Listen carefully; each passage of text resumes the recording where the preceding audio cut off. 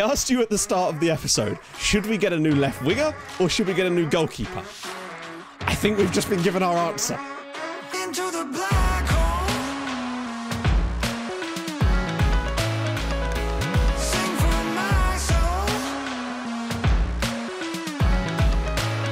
Hi guys, and welcome back to a brand new episode of Sunshine on Leyth. So, you might be thinking things look a little bit different, so I think I should just quickly explain the reasons for that. But as always, if you're enjoying the save, do drop a like on the video. That would be tremendous. Really does help out the channel. Now, so about this new sort of setup, essentially. So I wanted to basically consolidate my setups into one, so I could use the same thing for streaming and for videos. I also stream on Twitch, Tuesdays and Thursdays. Go follow. But I wanted to use the same camera for both, basically. So this is essentially going to be the setup for here on out, although me and Em are probably going to be moving in the next couple of months, so that's probably going to change things as well. But for now, this is what we're going to be going with. I think it looks quite nice. It's nice and subtle, I think. So that's what we're going to go with for now. So, in the last episode, we got off to a pretty solid start, frankly. A draw away from home. I'd have taken it. Now, admittedly, the draw we took away from home on the last season was looks pretty bad towards the end of the year when you consider that the team that we got that draw against only won one game that year. But hey, hopefully this year will be slightly better. Now, obviously, there's only been a couple of days in between, so I haven't really been able a chance to do anything. The winger that I was looking at has now left us from his trial period. We've basically got enough money for one more really good player, and I think goalkeeper is probably more important than a left winger, given the choice of the two, because I feel like we got around quite well last year without a stupidly good left winger, whereas a goalkeeper I think could have done us a solid job if he'd just been a bit better, basically. Now, since it's the start of the week, sort of, it's Regen Sunday on a Tuesday. Yeah, that's just how it works now. It's just Regen Day that ends in Y. First up, it's Bo Wang, who is French, because of course he is. Then we've got Chavez Cumberbatch. I mean, what a name. Followed up by Abdul Rahman. When your last name's already Abdul Rahman, you're just like, what should we name our kid?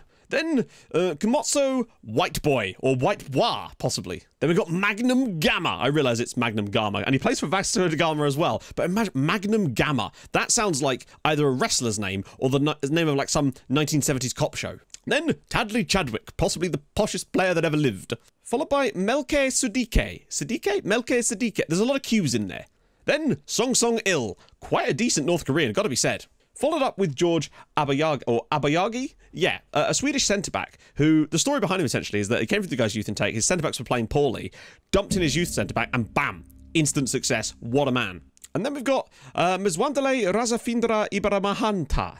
I think he's probably got some kind of Malagasy heritage, I would say, and he looks like Wojciech Fijarczyk. So there's your Regen Tuesday. Head over to the Discord to participate in it, of course. Drop your regions in there. Best ones will be on, hopefully, on Sunday this year. Hey, who knows? This year? Excuse my sort of, I'm all over the place today because I'm not used to looking this way, lads. I'm not used to looking this way. So, let's get into a game. No point in beating around the bush. Blackhaven are away at Hereford today, which is quite a fun one. Hopefully Hereford, who broke our hearts, can fill them back up again and make our hearts go 3 sizes today by putting one over on Blackhaven, who, of course, have not lost a match for like a year. Kingston Town won their opening day game by 2-0. Doesn't really mean a great deal, but it was good for us to actually do that. We obviously got suspensions to Kasimba. Joe Stanley suspended, but also isn't a member of our squad. And unfortunately, of course, we're missing Ben Putman Kitely, the Kite Man himself. That alone is probably going to cost us. So a couple of injuries and suspensions already off the mark. I'm tempted to bring Jack Taylor in. I want to see him and Owen and see how they sort of compare to each other as the season goes on. Thank God for Mark Jackman. To be fair, the guy scored us the equaliser in the last game, so fair play to him. Perez de Gracia will come in to play alongside Jordan Wynn for a little bit. I want to give him some game time, although I'd potentially rather play them that way round because Perez de Gracia is at least more competent in that role. We'll get Connor Emery on the bench, I would say. That should be about right. Jack Holmes is not going to play. We'll get Jacob Owen on there as well. There we go. Now, they play a very strange system. For this level, anyway. Admittedly, Blackhaven plays something quite similar, but not that similar. So this is just going to be a trip into the unknown. All we can really do is hope for the best, and I feel like we can do it. 20 degrees here, a late kickoff on the night at Castle Park. Not really sure what to expect here. It would be nice to get our first win at this level. Wow. Ladies and gentlemen, a highlight has happened. 20 minutes into the match, we've got our first highlight. We're on extended highlights. Beverly. We're certainly not making classic matches at the moment this season, are we? Carey. There we go. Good tackle. Jackman's got it. Right, come on. There we go, Marky. He's not got quite like Putman Kitely ability, but he's just been let to run all the way through. He's going to get the shot away, or can he square it? He finds Jordan Wynn, who gets a relatively tame header off, but Jackman looks up for it. Uh-oh. Southwell. Surely it won't continue over. Oh, God, oh, Scott Wardley. Okay, I asked you at the start of the... I asked you at the start of the episode, should we get a new left winger or should we get a new goalkeeper? I think we've just been given our answer. That was some... like, it's, don't get me wrong, great free kick, but goalkeeper...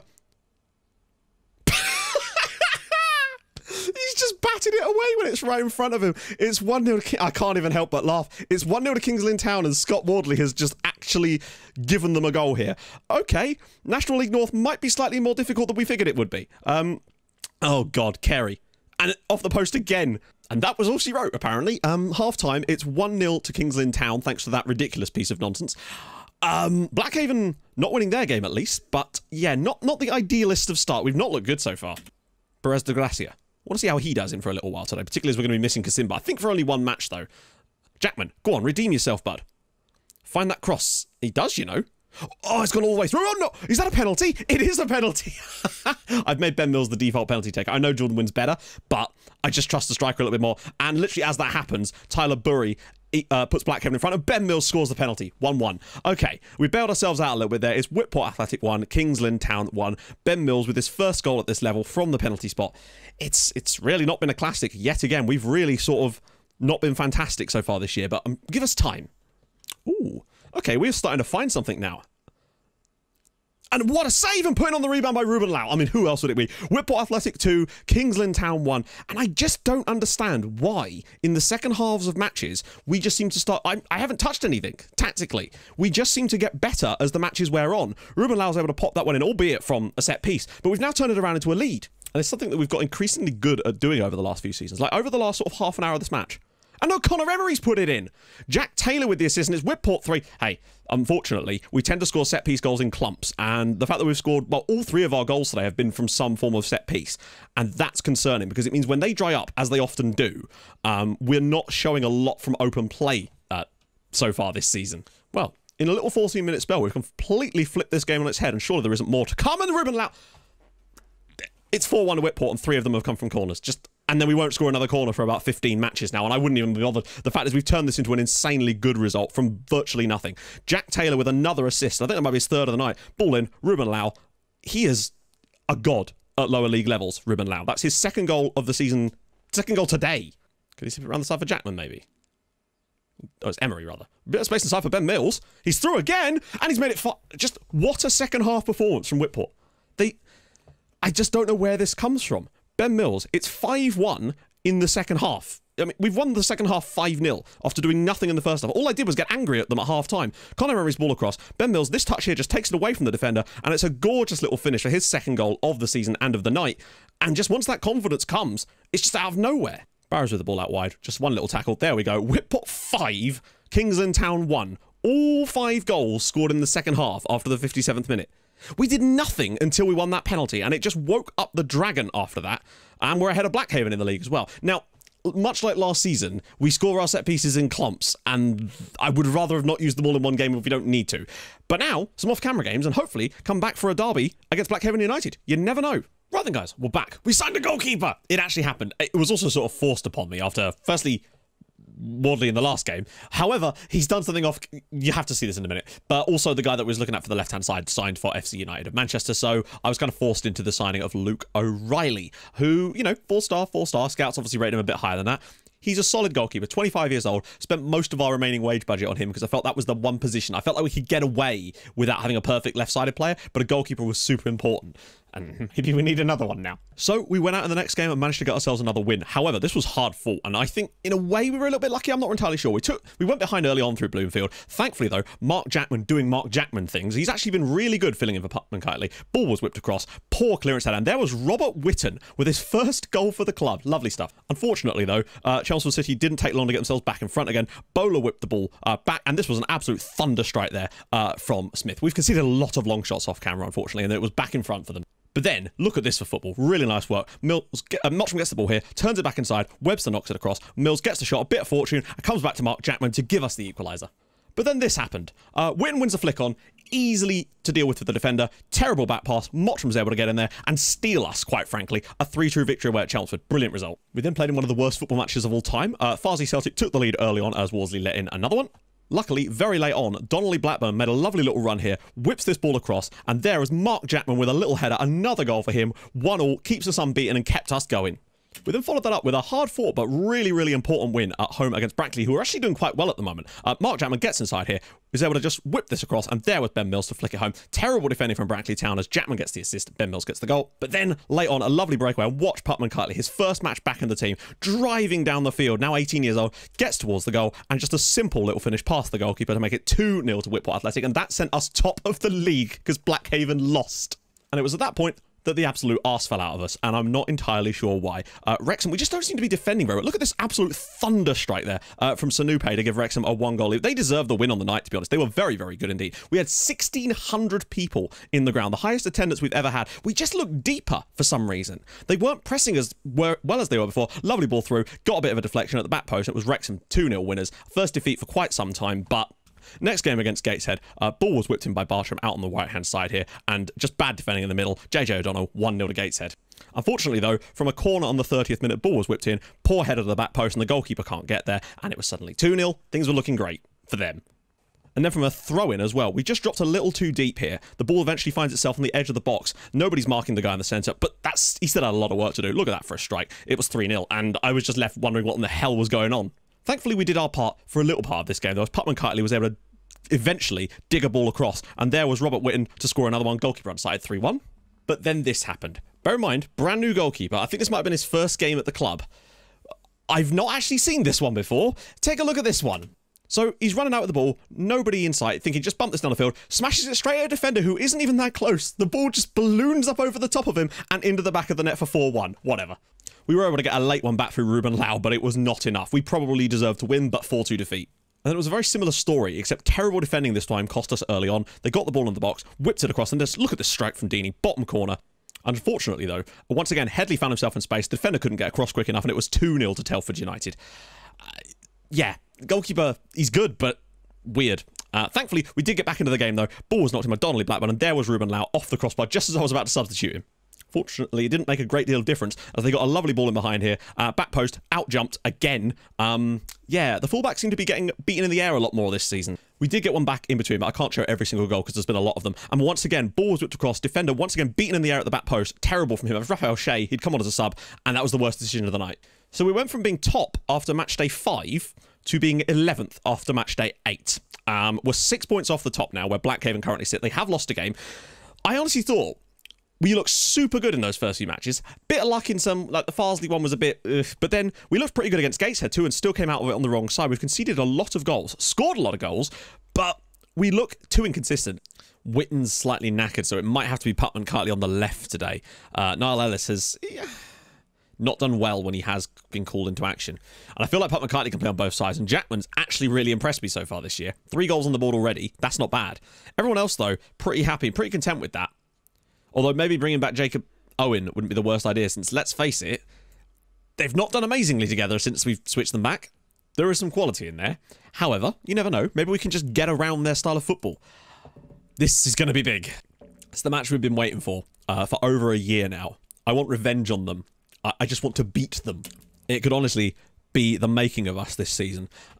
Because another defeat starts to cut us adrift of a lot of the teams that are sort of around those playoffs. Not that that's our real target. I just wanted to see if we could get top half this year, mid-table, and I feel like we're definitely capable of it. Come on, lads. Are we going to have a whole half without a single highlight? We are, aren't we? We're going to have a whole half without a single bloody highlight. I've not had that in the whole of FM20, I don't think. A whole half and not a single highlightable thing when you're on extended. Okay, well, it can't get worse. Oh, my God, a highlight. Lucas whips the ball in for Blackhaven United. Don't let him get to the back post. Here we go, breakaway, and Jackman's got it. Nice first touch. He's taken his man on. Look at the space for the number 7. Can Jackman find him, though? He's on his wrong foot. He's going to shoot, isn't he? He scored! Mark Jackman slashes it home, and it's Whitport 1, Blackhaven United 0. That right there could be the moment of oh, my goodness.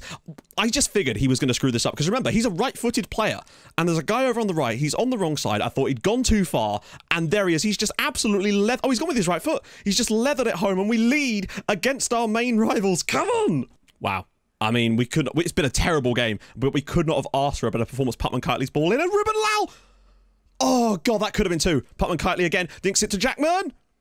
Mills! And saved again by the goalkeeper. We've woken up in this second half, and Blackhaven haven't.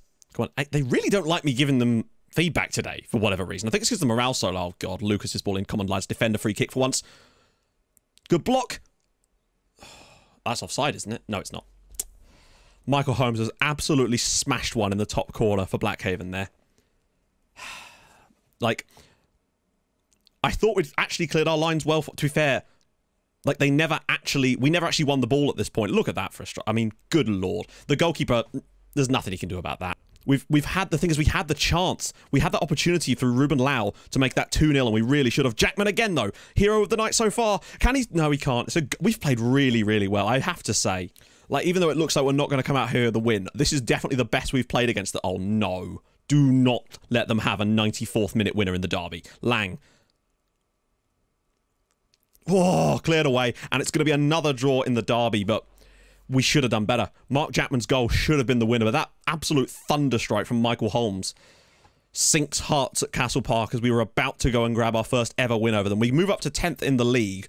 But at the very least, we've prevented them from going top of the league. But we are now unbeaten, winless in 4, and only 1 win in our last 6 league matches. So we definitely need to pick that up. Hopefully, though, with the fact that we got Buxton in the FA Cup second qualifying round in the next episode, that'll be a nice confidence boost for us if we go and get the win there. And hopefully then we can go into some games off camera against Blyth Speetons. We've got Blyth Speetons in there too, which is going to be a sensational moment. Anyway, if you've enjoyed this episode, and I really hope you have, despite well, we got the great result against Kings Lynn Town, and then technically a good result, really, a draw against Blackhaven United as well. We're doing okay in the league. We're around mid-table. That's where I wanted us to be. That's good. Hopefully we can grab a win soon, then we'll get ourselves back to confidence again. So, if you've enjoyed it, drop a like. If you're new to the channel, subscribe. I stream on Twitch on Tuesdays, Thursdays, and sometimes at the weekends, so go follow there as well, and I'll see you guys very, very soon. Thank you so much for watching. Hold your gun, Capybara. Bye-bye.